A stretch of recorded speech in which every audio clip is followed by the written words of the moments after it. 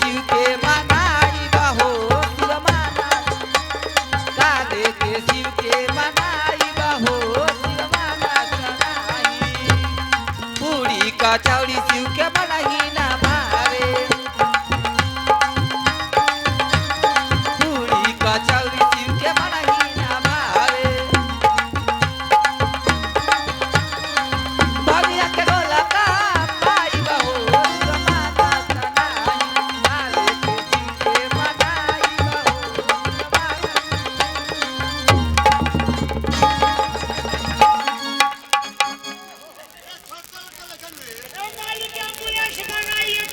का भइल बा हो का भइल बा तेरा ढंग बा उठ जा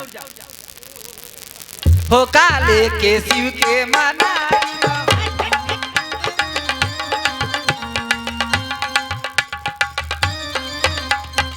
शिव के मुंह मरला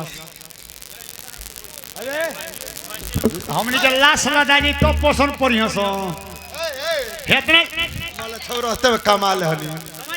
मेला करे भर के दाम हमरा 100 रुपया मिलल बहारन चौहान के तरफ से जाते नहीं कि चलर रास्ते में गाड़ी रोक के कमा लेली कमेबे कर जहां हाईवे पर बनी सकी है दे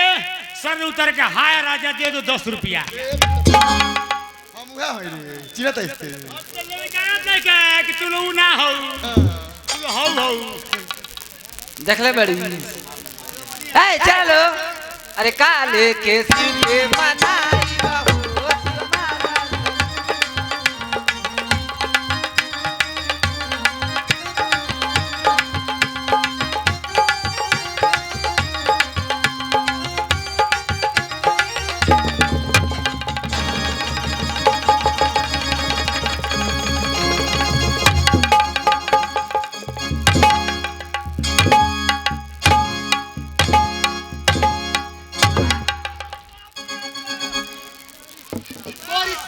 बड़ा मौलान हो गेल बड़े रे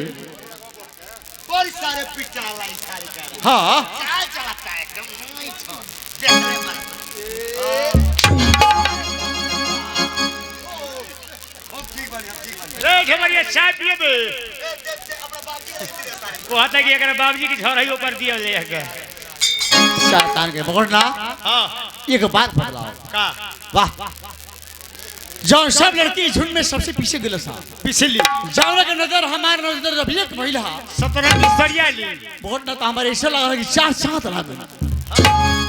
आसमान से चंद्रमा उतर के जमीन पे चली लन अरे वो फिट नहीं होइल हो ई काना घर कह रे ना किछि न ना बा महाराज अपन हरवा हो मंगरुआ नहीं थे मंगरुआ के बेटी हो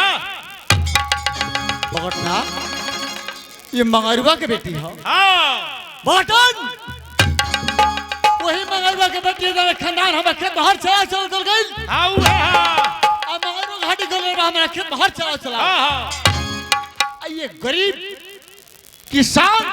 चांद के टुकड़ा अपना टूटाई झोपड़ी में छुपा के रख ले रही तोरा हमरा से बताओ कि नहीं बता ले ना लगी अब इतने ख्याल पे रहो तेरे से कौन कहां कहो जब रोज के ये धंधा बाटे दो का फिर हम थोड़ा बने यही काम खाती यही काम सब खबर देवे ना सही करे हमने के एक आदमी बन जा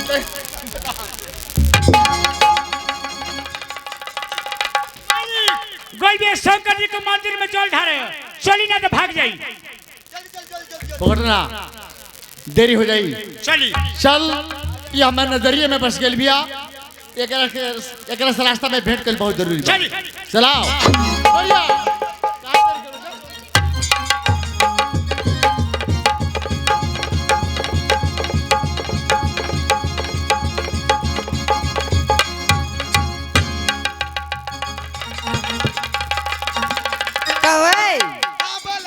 बड़ा भीड़ भारी लागल बा मेला हो बाप रे बाप एजा के मेला नामी मेला हटे हाँ हां बाप रे थोड़े लोग आइल बाबू